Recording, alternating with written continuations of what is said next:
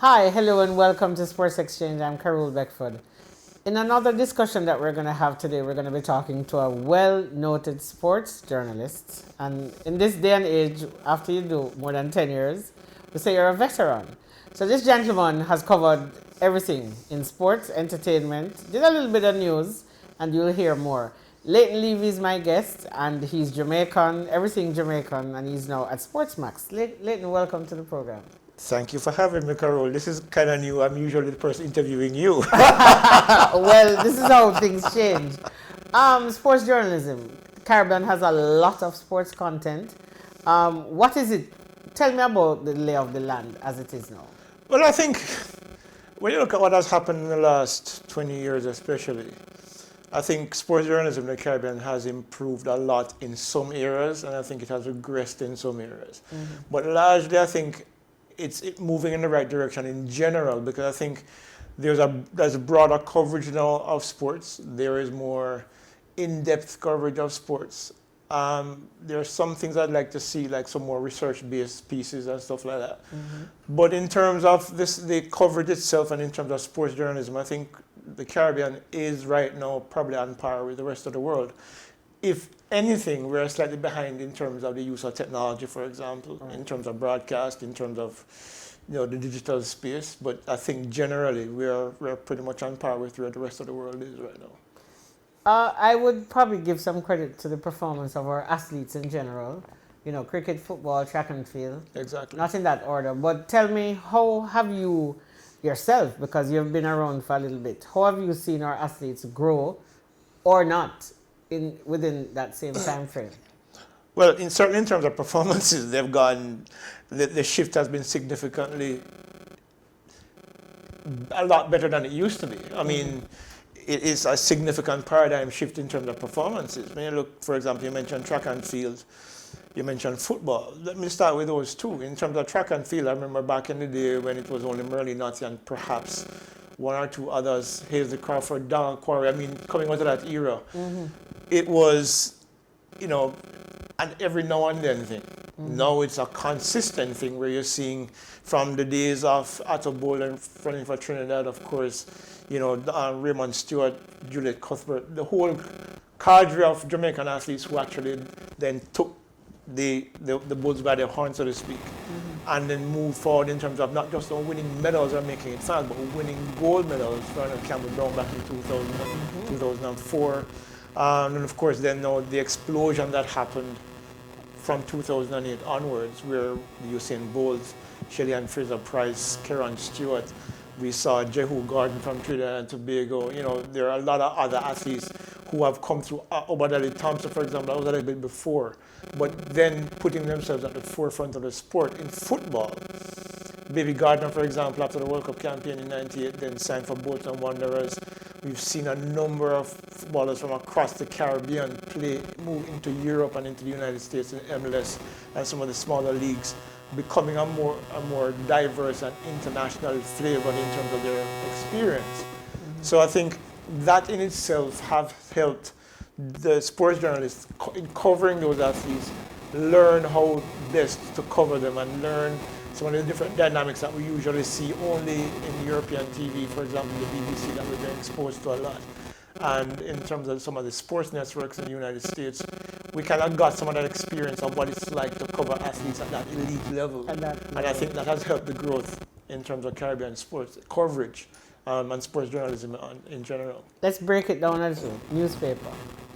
How has that evolved in the same time? Significantly, because one thing I find is that, like when I joined the Gleaner back in 1990, we depended a lot on the wire, the sports wire, the international wires.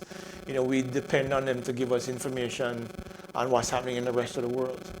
What we've seen since in the last 20 years, 15, 20 years, is that now we have more underground access. We're sending reporters to these international events as opposed to depending on international feeds with their flavor. Now we can add our own Caribbean flavor to the events. For example, we saw what I thought was a brilliant innovation from the Gleaner. Innovation in the sense that it's never been done before, that we actually started to send people to the Olympics. We were able to cover our athletes, found out what they were doing, Because as you know, you'd see it on TV, you'd see, for example, the American networks covering their athletes handling in an event, and then regardless of where they were, the camera would find them as opposed to anybody else. So we had to depend on that kind of coverage. What we've seen in the last 15 to 20 years is now we're seeing our athletes, not just winning, but wherever they are, we'll be able to see them and represent across the region. And I think that has helped sports coverage in a sense, and of course it's given the people of the Caribbean a sense of accomplishment. Because normally we wouldn't necessarily see our athletes doing their thing. We'd see Merlinati, and of course they got branded the Bronze Queen. But when you look across the Caribbean at the time, there was nobody else doing that. Yeah. You know, so we kind of accepted that we were never good enough to win, but we're good enough to be there. To be on the podium. But I think after 2004, when Veronica Campbell-Brown won in Athens, and of course Usain Bolt came in 2008 and blew the place apart, I think across the Caribbean that was a significant sense of belief that we could actually not just compete, but we could actually be winners, we could actually be on top of the sport. And of course, after Usain Bolt, Shelley-Ann Fraser-Price, who I consider to be the greatest 100-meter sprinter of all time, continued to lead that charge, because what she's been doing, and I don't think a lot of people appreciate her accomplishments, and maybe it'll take her retirement for us to see how significant it is. And Shelley has been doing this for 15 years. Not even Usain Bolt has done it for that long. She has been on top of the world since 2008 at the Olympic Games. And she's just last year, the World Championships, her 5th world title. 4 consecutive Olympic finals where she's medaled. More times on the 10-8. And I think covering her alone gives you it puts a lot of different perspective on what we're able to do on the ground in terms of those international meets, and cover her and the rest of the Caribbean athletes as well in a manner in which have never been done before. All right, so that's newspaper, and it has exploded, expanded, even with restrictions now going online and so on. Is radio dead in the Caribbean? I don't think so. I think there'll always be a place for radio.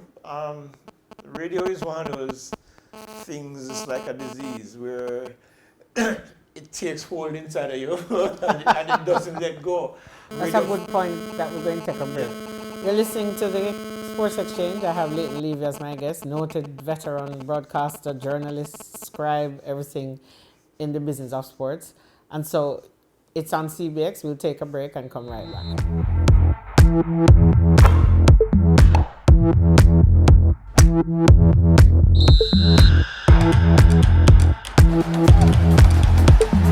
Nice turn that was from Warner Brown.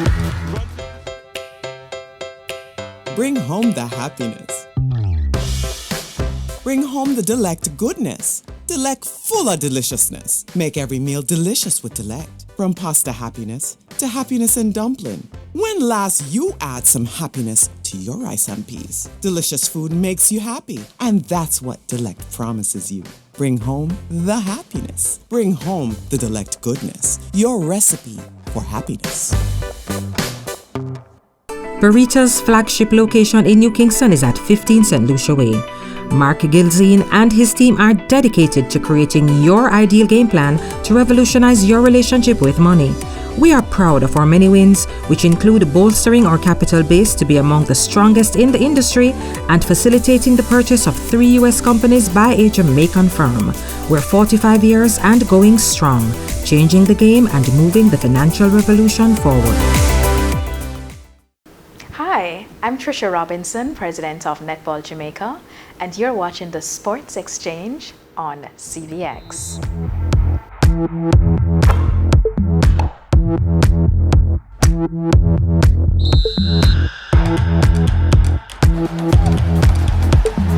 Nice turn that was from Warner Brown.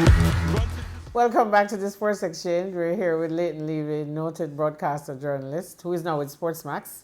And Sportsmax, you can see it, hear it in the Caribbean and sections of the United States.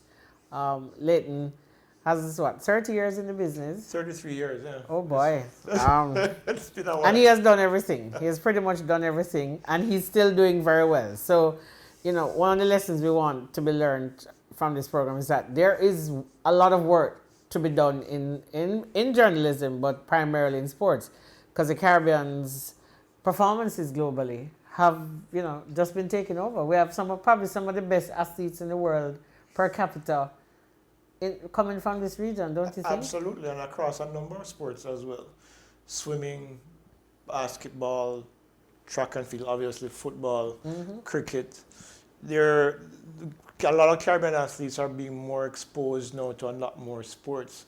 I'm actually about to interview a young man who's just got a scholarship playing frisbee, believe it or not.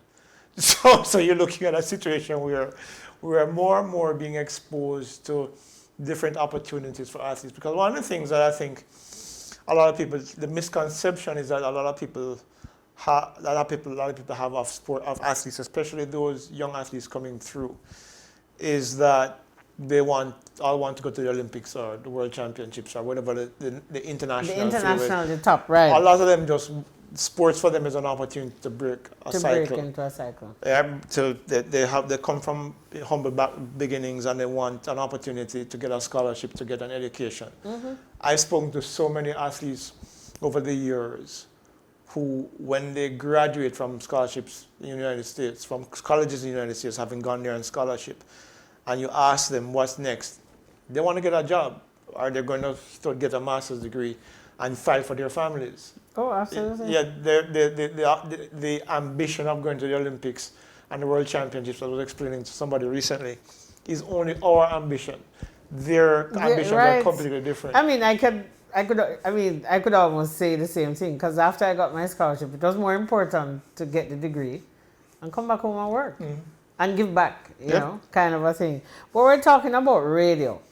Radio's foray into broadcasting, you know, we're asking, is it a dead medium? Yeah, it can't be dead because, as I mentioned before the break, internet penetration in the Caribbean is, I don't know, maybe 30%. Right, just about. Yeah. It's not as pervasive as people think it is, even though people might have access on their phones. But as you know, it's the same people that have all access. Yeah. So radio, in those circumstances, radio is what fills that gap. And a significant portion of the population in Jamaica, and I would suspect the rest of the Caribbean as well, depend on radio for their information, whether it's live football or it's live track and field, the broadcasts. There are times when I'm in traffic, for example, and I was out of town, and there was a BBC programming a few years ago that carried the Premier League matches on a Saturday morning on, I think it was KLAS. And that's what I used to keep in touch with what's going on, because I didn't have internet access wherever I was. So radio will not die as long as those circumstances prevail. Radio will always have its place. And I think it's a useful there's the call show phenomenon. Exactly. And Caribbean people like to talk. And they love to vent about things. So radio gives them that opportunity as well. So there's always going to be a space for radio, I believe, because internet, especially in this region, is not as reliable as we would like it to be. And as long as that remains the case, I think there's always be a space for radio. And I think radio can even play a bigger role in terms of bringing that information that we're all seeking. All right, so jumping over to television now. I mean, you work for one of the broadcasters that spreads across the region. How is business in terms of reach and so on? You know, what are some of the things we can highlight? Well, one of the things that I like about the fact that now, and it goes back to the initial conversation we had about newspapers, is that similarly, broadcast television in the region now are beginning to understand the value of acquiring rights for sporting events, especially. Sportsmax capitalizes on that. Sportsmax has the rights to the Olympic Games. We had the rights to the Commonwealth Games last year. And what we saw was, especially during the track and field segment of the Commonwealth Games, the numbers were off the charts. I think some of the broadcasts that we had, generated more than 1 million viewers in some instances. And when we put those clips on our social media pages, they generated millions of views as well. Oh, yeah. So you're talking about growth in terms of understanding the business of broadcast journalism and broadcasting sporting events within the region. I think Sportsmax is probably the best at it. We've also seen some local stations, local free-to-air stations. I mean, for example, I started broadcast TV back in 2003 on CVM with the Paris World Championships where Safa Paul got disqualified and Right, Kim Collins I remember won. that. I think we worked together on that Yeah, we did. broadcast. And Kim Collins won gold in the 100 meters, you know, and then of course I've been on TV doing analysis since then. You know, so we've seen these breakthroughs in terms of live TV in Jamaica. And I suspect it's the same, especially in Trinidad and countries like Barbados, where there is a stronger interest in sports. In sports, yeah. You know, we've seen where that there has been significant growth in that region as well. One of the challenges they face, however, is the increasing cost of those broadcast rights, because then you're not able to make back that money when it comes to, you know, subletting those rights or generating sponsorship to support or advertising to cover those costs. And I think it's one of the reasons why we don't get particular events in the region anymore in terms of live broadcasts, because they're just too expensive. Okay. Some things, you know, this is TV and that's fine. So you're talking, you know, it's funny because Olympics is coming up for Paris in 2024 and Sportsmax has the rights. We have the rights. Sportsmax has the rights to the Olympic Games, and I think it's going to be significant because that will be the last hurrah for many of our top athletes, and I think it's an opportunity for us to cover them in a way in which I don't think we've ever done before. And it's going to be an exciting time. I'm in charge of the content on the sportsmax.tv website, and it's my intention to have somebody on the ground there as well. You know, really bringing home these final great moments of some of our top athletes in Paris 2024. So it's an opportunity again for us to then bring, you know, these behind the scenes, these intimate moments, these organic, you know, moments of our athletes into the homes of Caribbean viewers, and have them see what it's like to be an athlete, an elite athlete at this level. So it's something that we hope to be able to do. And I think with Sportsmax, I know certainly has done a good job. They've done it before in 2016, and I think we're going to be doing that again in 2024. July 2023 will mark 75 years since I know for a fact Jamaica went to the first Olympics in 1948. And I think before any of us became independent, Barbados and Trinidad and Tobago also had athletes.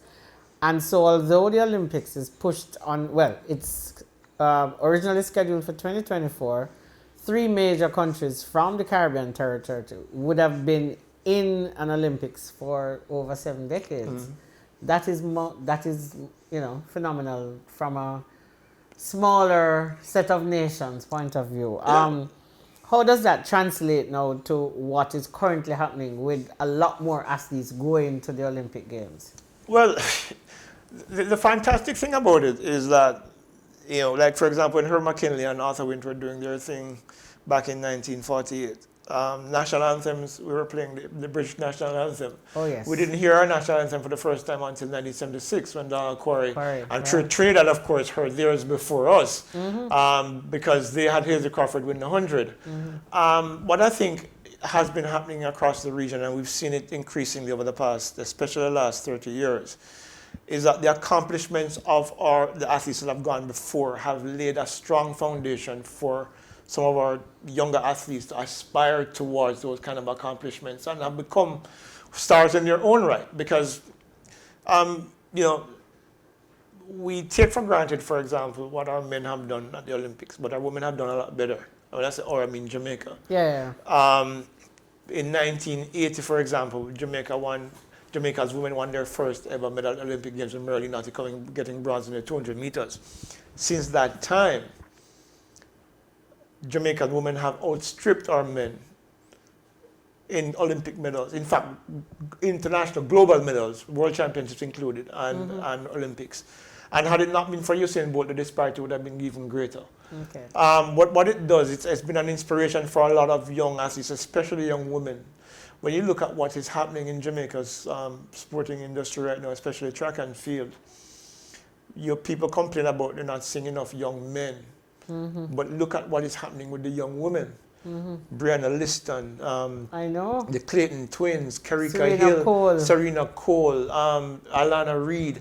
There is a whole gamut of young women coming through who obviously have been inspired by the likes of Shelley and Fraser Price, Veronica Campbell-Brown, and Elaine Thompson-Hera, who have let them see what's possible in terms of what they can accomplish at this very elite level. Because even Shelley's speech at the recent Laureus Award, when she said that, you know, she wants to inspire, she hopes that her performances and the award inspires young Jamaican women to understand that they're not only powerful, but fearless. I thought that was a very emotional speech from her. And I think it will reach a lot of young women who are aspiring to be either like her or possibly even greater than she is. I mean, hard as it sounds. But it has laid a platform for young people in general to see what's possible, and not just to see, but to believe that it's possible.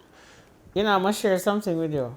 Brianna Liston, I think Serena Cole, and the Clayton twins were part of a primary school team that won at their parish and went to, I think, Trinidad or BVI, and they've been running together and for at least, even in their very young age, together for at least 10 years, because they're all over 20 now. Yeah, well, they're approaching 20 because... Approaching, right. Yeah, because the Clayton twins will turn 19 in August. Right. Brianna Liston will turn 19, in August, right. I think, and she's at LSU. And, of course, Serena Cole, who we just heard, has gone pro as well. I think she's 19 as well. Right. So it's a young cadre, and of course they have world records to share between them already. Oh yeah, absolutely. So, and they were running together from under 9 and under 11, I think. Yep. So but let's skip over to St. Lucia. Julian Alfred. Listen, every time that girl names comes up, I get goosebumps. Because I remember when she was running for St. Catherine High, and she would be the bridesmaid, second, third, sometimes fourth at champs. But to see what she's done in the last 2 or 3 years for the University of Texas, to the point now where I believe that she's going to be a threat to anyone running that 100 meters. Because look, a lot of people don't realize, and for a small nation like St. Lucia, and there's a young lady called Naomi, that won the first 100 meter medal at the character games for St. Lucia, just at last character games.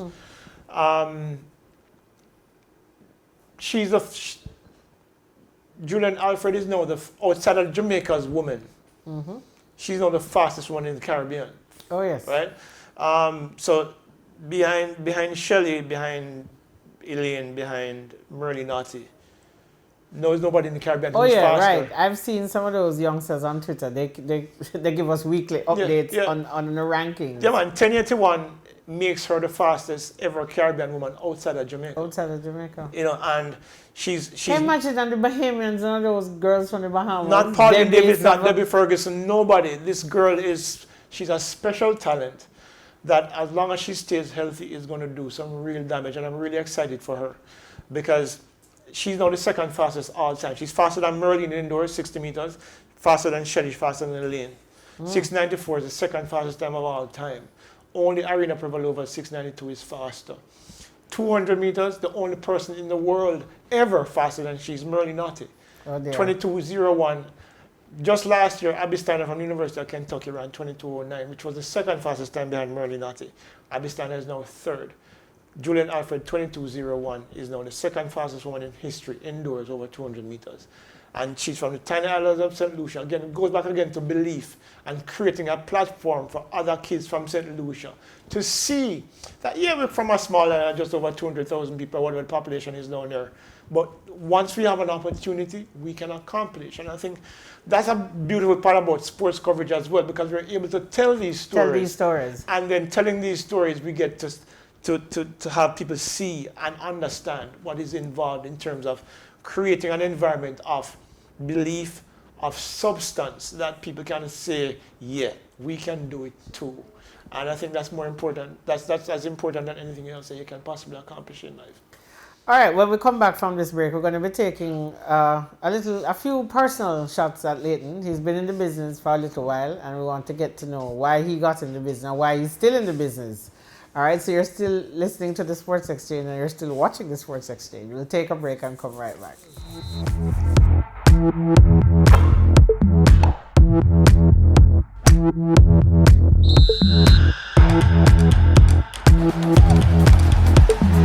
Nice turn that was from Warner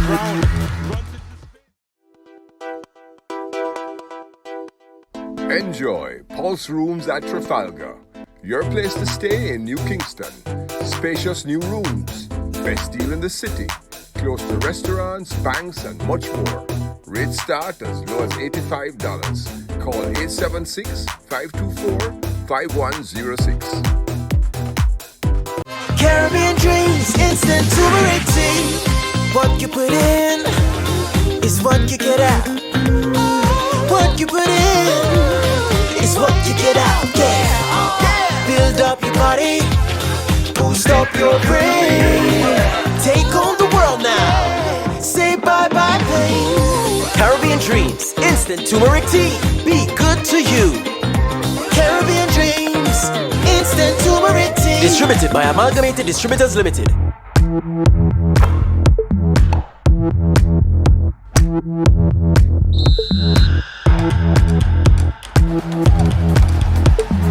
Nice turn that was from Warner Brown.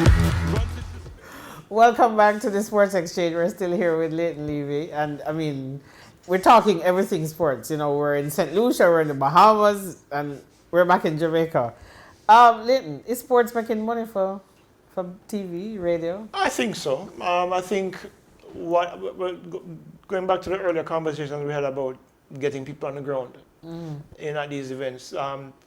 What we've seen is that, especially the newspapers, they've created these packages that create access for the average Jamaican. Corporate Jamaica and corporate Caribbean attaching themselves to these broadcasts or this reportage, get access as well, and they reach an audience that they perhaps wouldn't reach. I remember Mr. Pengele from Stewart's Automotive said something recently when they were announcing sponsorship for the JFF. He says, when these athletes wear your brand out in the world, people see that brand, and that brand brings people to Jamaica. And I think more corporate companies perhaps need to learn that lesson. That is not just throwing money at a black hole. There are returns. It might not be it's not an immediate ROI, but certainly the benefits longer term. Because if you, for example, are on the sleeve of the Reggae Girls, Right. you know, they're going to the World Cup this summer. People see that because the Jamaican team with Bunny Shaw and some of the other tough players. I know, right? You know, she's the top scorer in the Women's Super League in England right now. You know, these names carry value, and people pay attention to these players when they're playing on this national stage. When they see a tag of, I don't know, whoever it is that's sponsoring, or stewards on the thing, or a hotel, for example, which Mr. Penga drew reference to, that more hotels should be doing this. Because then people see this and say, hey, we can probably go to Jamaica for a vacation. We can probably go to Jamaica to maybe do some business, because there are these companies here that have the resources to be able to sponsor these teams or to be able to support these teams in terms of their international ventures. And I think it's something that I think some of the media houses have been able to capitalize on and then generate good revenue to add to their bottom line. All right, this has been a wonderful conversation on the Sports Exchange. My guest was Leighton Levy, noted broadcaster, writer, scribe, website designer, everything at Sportsmax. And you'll see him on Sportsmax, and you can watch him on Scene TV, free ad for Sportsmax. And so, you know, sports journalism is big, and there are a lot of platforms. So young people are out there studying and want to get into business. It's pretty open. This has been the Sports Exchange. My name is Carole Beckford. Until next time, one love.